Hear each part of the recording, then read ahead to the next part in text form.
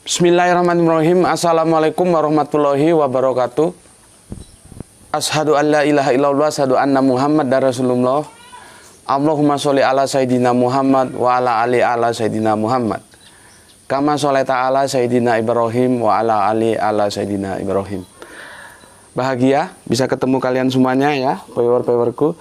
Dan kali ini sebetulnya begini, aku tidak akan membahas topik ini menjadi tajuk diskusi kita, cuman karena adanya permintaan dari salah satu teman kita dalam unggahan komentarnya. Maka setelah itu aku pikir-pikir, oke lah, coba aku nanti akan unggah menjadi tajuk diskusi kita ya. Yaitu tentang yang lagi marak, tentang bagaimana ada sosok yang telah menghujat Islam dan itu sudah menjadi public knowledge ya. Kita bisa dapatkan di sembarang media sosial, WA, Facebook, YouTube ya. Semua sudah pada mengunggah itu. Maka dari itu supaya ada kesan lain ya, aku berusaha mengunggah atau menjadikan tajuk penistaan agama Islam itu dari perspektif yang lain. Jadi dia biar berwarna. Karena seperti aku bilang tadi, kasus ini sudah banyak ya diulas para pakar, para agamawan dan banyak lah gitu. Dan aku memang awalnya tidak berniat untuk mengunggahnya, tetapi karena permintaan dari teman kita, oke lah. Dan aku berpikir aku harus mengunggah dengan konten bidikannya lain dari yang apa yang sudah ada, sehingga menimbulkan tambahan warna. Jadi lebih full color, lebih berwarna ya. Kalau sama kan podo wae gitu. Oke, dan aku kali ini akan merespon dari sudut pandang yuridis ya. Aku akan respon dari sudut pandang yuridis. Nanti kalau memang aku rasa perlu, aku akan memberikan tanggapan dari sudut pandang teologis. Untuk sementara ini kita berbicara dalam konteks yuridis, konteks hukumnya saja dulu ya. Oke, ini ada komentar menarik ya. Begini, aku bacakan dulu. Ada komentar menarik gini. Kalau dilihat secara psikologis, sepak terjangnya orang ini, maksudnya si J ini ya, si penista agama ini, J ya, kalau nama populernya kan berawal dengan huruf J, tapi kalau nama aslinya itu berawal dengan huruf S yang agak kewanita-wanitaan namanya ya. Jadi kita pakai nama yang populer aja, yaitu huruf J ya. Aku ulangi komentar teman kita ini. Kalau dilihat secara psikologis, sepak terjangnya orang ini ya, J ini, penista Islam ini, sepertinya sengaja melakukan hal tersebut. Jadi ada unsur kesengajaan ya. Seperti memancing respon terhadap pemerintah. Apakah tindakan pemerintah jika semisal orang non-muslim mengatakan sesuatu hal yang tidak wajar, jika pemerintah merespon tindakan dia, maka ya pembenaran yang selama ini diduga loh ya, diduga oleh non-muslim bahwa jika ada ketimpangan tindakan terhadap kehidupan beragama di negeri ini benar adanya. Ya. Itu komentar teman kita, atau aku baca lagi supaya kalian paham, aku ulangi lagi. Kalau dilihat secara psikologis, sepak terjangnya orang ini sepertinya sengaja melakukan hal tersebut ya. Seperti memancing respon terhadap pemerintah. Apakah tindakan pemerintah jika semisal orang non-muslim mengatakan sesuatu hal yang tidak wajar? Jika pemerintah merespon tindakan dia, maka pembenaran yang selama ini diduga oleh non-muslim bahwa ada ketimpangan tindakan terhadap kehidupan beragama di negeri ini benar adanya. Selanjutnya, karena ada beberapa mu'alaf ya, dan juga dalam tanda kurung pendakwa, secara individu melakukan bukan saja penistaan agama, bahkan menghujat dan menghina ajaran non-muslim. tetapi selama ini didiamkan. Tidak ada respon dari pemerintah dan bahkan dari lembaga-lembaga agama dalam kurung juga ormas. Ini perlu dicermati. Karena di Jerman ya, sistem demokrasi mereka sudah lebih baik dari Indonesia dan perlindungan terhadap minoritas juga lebih baik. Jika ini terjadi, maka cap sebagai diktator mayoritas bisa melekat di republik ini di mata dunia. Oke, maksudnya komentar kita ini ya, komentator kita ini, kawan kita ini, Indonesia dicap, jadi kebenaran itu diukur atas mayoritas minoritas, yang benar itu yang mayoritas, begitu maksudnya. Nanti bisa-bisa kita dicap seperti itu. Oke, itu komentarnya dan aku akan kasih tanggapan. Begini tanggapan, Bismillahirrahmanirrahim. Masalah yang harus lebih dahulu dikelirkan adalah ya, pertama, benarkah ya ada beberapa mu'alaf dan juga pendakwah ya dalam kurung secara individu melakukan bukan saja penistaan agama bahkan menghujat dan menghina ajaran non-muslim, tetapi selama ini didiamkan, tidak ada respon dari pemerintah dan bahkan dari lembaga-lembaga agama juga ormas. Nah, itu benar nggak? Itu benar nggak? Atau gini gampangnya, benar nggak ada ketika ada orang Islam itu menghujat agama lain ya, lalu itu tidak direspon, dibiarkan saja, itu benar nggak? Itu dulu yang harus kita selesaikan. Ini kan sebuah hipotesa ini. Hipotesa itu bisa benar, bisa enggak, ya. Oke, berikutnya. Lalu batasan penistaan agama itu apa? Ini juga kita harus tahu. Ya, batasannya apa? Ini perangkat hukum lah.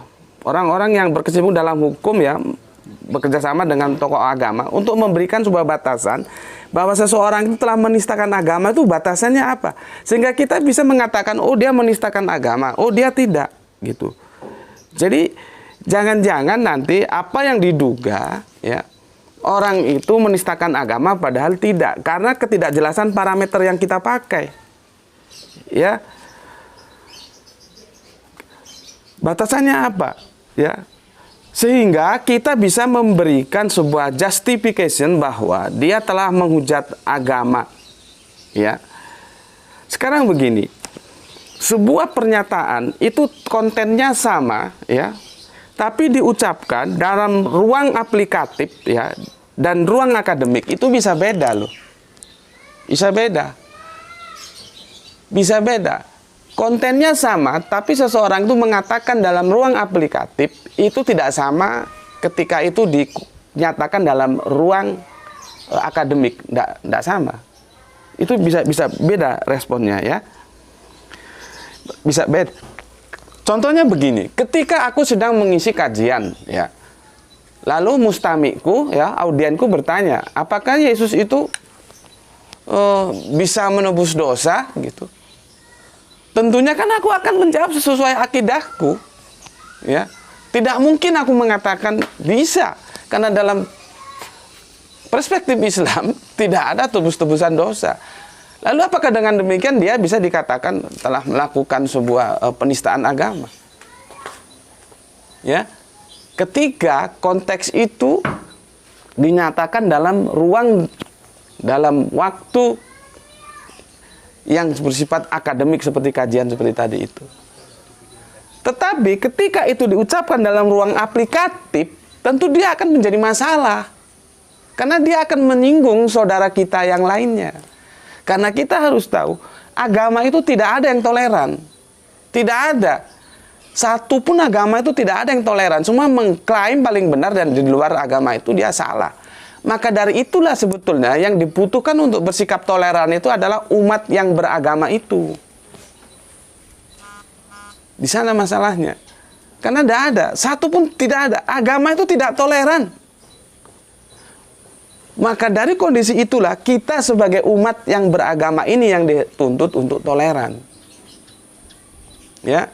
Maka kita lihat ketika seseorang mengeluarkan pernyataan, ya, dia itu berbicara dalam perspektif aplikatif atau perspektif akademik.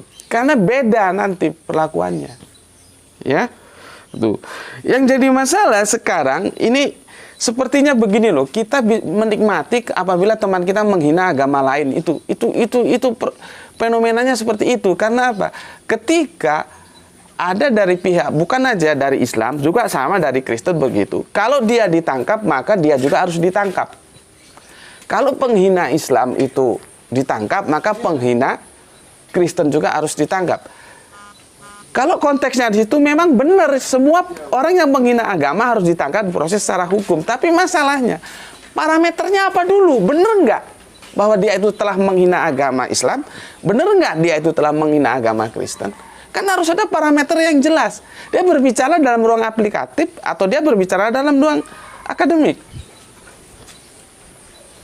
Ya, karena ada hal-hal yang boleh, bahkan sangat boleh dibicarakan dalam ruang akademik, dia menjadi saru kalau orang Jawa bilang. Menjadi saru, menjadi tidak boleh untuk dibicarakan dalam ruang aplikatif. Gitu loh. Nah, sekarang ini kita fenomena kalau orang Jawa bilang tici tibe. Kalau dia ditangkap, maka dia juga harus ditangkap gitu. Kalau dia penghina Islam juga harus ditangkap, maka dia penghina Kristen juga harus ditangkap. Aku setuju. Cuman yang jadi masalah, parameternya apa? Gitu loh. Parameternya untuk menentukan dia penghina atau bukan, dia penghujat atau bukan, itu apa? Ini yang kita harus duduk bersama untuk mendiskusikan.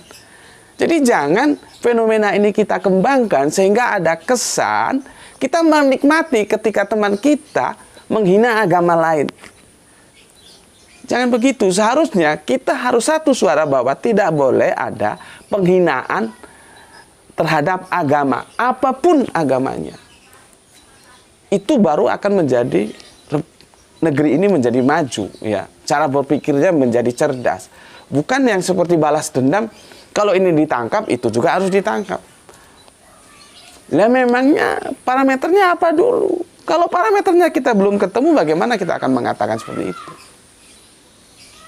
Ya, oke. Selanjutnya ya, bagaimana tentang si SJ ini ya, si SJ ini ya, dia, aku jelaskan lagi, dia telah menghujat Islam secara totalitas. Jadi dia itu ya, si J ini dia telah menghujat Islam secara totalitas. Parameter yang aku gunakan apa? Karena dia tidak berbicara dalam bingkai akademik. Dia berbicara dalam bingkai aplikatif. Kalau bahasa kami mengatakan ini anjing. Dikasih tahu melet, nggak dikasih tahu melet. Orang-orang seperti ini itu anjing. Ya, aku kasih tahu lagi. Dalam perspektif agama kami, Islam, ya, kitab suci kami mengatakan orang-orang seperti ini anjing. Dikasih tahu melet, nggak dikasih tahu melet. Gitu loh. Ya. Kenapa aku katakan dia menghujat Islam? Karena dia tidak berbicara dalam perspektif akademik. Kan itu kan videonya video ngobrol biasa. Ya. Dan itu sangat membuat kami kecewa dengan apa yang dia lakukan ya. Tapi beginilah ya, semuanya harus dalam under control ya. Maka untuk saudara-saudaraku Islam di seluruh dunia ya, karena namanya agama itu bersifat dunia. Salah satu yang bisa mengikat kita secara rekat itu agama, baru kedua politik. Jadi kalau Islam dihina di Indonesia, itu di negara lain juga mereka merasa dihina. Jadi satu-satunya yang bisa memperekat manusia menjadi satu itu agama. Maka aku bilang ya, untuk saudaraku Islam di seluruh dunia, tapi khususnya di Indonesia ya, mari kita menahan diri. Kita percayakan sepenuhnya kasus ini kepada penegak hukum. Dan alhamdulillah Polri telah bekerja dengan respon yang begitu terukur dan tepat ya. Dan kita ucapkan terima kasih untuk Polri ya. Dan sekarang mari kita doakan saja, semoga kasus ini bisa diselesaikan dengan tuntas, sehingga kalau kasus ini tuntas, clear, ya, sudah tidak ada lagi api dalam sekam ya. Semua dingin dan kita kembali membangun negeri ini. Mari jangan ada lagi hujatan-hujatan terhadap agama apapun. Kalau kita mau membicarakan agama harus dibicarakan dalam perspektif akademik ya. Gitu. Jadi untuk saudara-saudaraku, kita serahkan saja kepada penegak hukum dan sekarang sedang bekerja ya, dan kita berdoa semoga semuanya bisa selesai dengan baik. Dengan demikian maka cap ya diktator mayoritas untuk negeri kita tidak ada. Tidak ada ya. Jangan sampai negeri kita itu, karena kalau sampai negeri kita dicap sebagai diktator mayoritas sehingga seolah-olah yang mayoritas itu yang benar, itu menjadi kita dianggap bangsa-bangsa yang sudah terbelakang. Tidak. Kebenaran itu tidak diukur oleh mayoritas dan minoritas. Ya. Yang namanya menghujat itu meskipun mayoritas, meskipun minoritas, dia tetap aja salah dan itu tidak beradab. Oke. Jadi itu ya untuk tanggapanku untuk kasus ini yang aku bilang tadi dalam perspektif yuridis, mungkin nanti kita bahas dalam perspektif teologis. Oke, itu permintaan dari teman-teman kita ya yang sudah masuk dan aku sudah membahasnya. Intinya bahwa tidak boleh ada penghujatan terhadap agama apapun dan oleh siapapun. Dan kalau kita ingin membicarakan agama-agama khususnya dalam comparative religion, itu bicarakanlah dalam bingkai akademik begitu. Dan kita sama-sama berharap semoga kehidupan keberagamaan kita di negeri ini bisa terus berkembang dan menjadi lebih maju sehingga bisa menjadi percontohan di negeri-negeri lain bahwa kita sudah cukup dewasa untuk mensikapi full color atau warna-warni yang ada dalam keberagamaan kita. Itu dari aku ya, aku ucapkan terima kasih dan selamat menunaikan ibadah puasa. Assalamualaikum warahmatullahi wabarakatuh.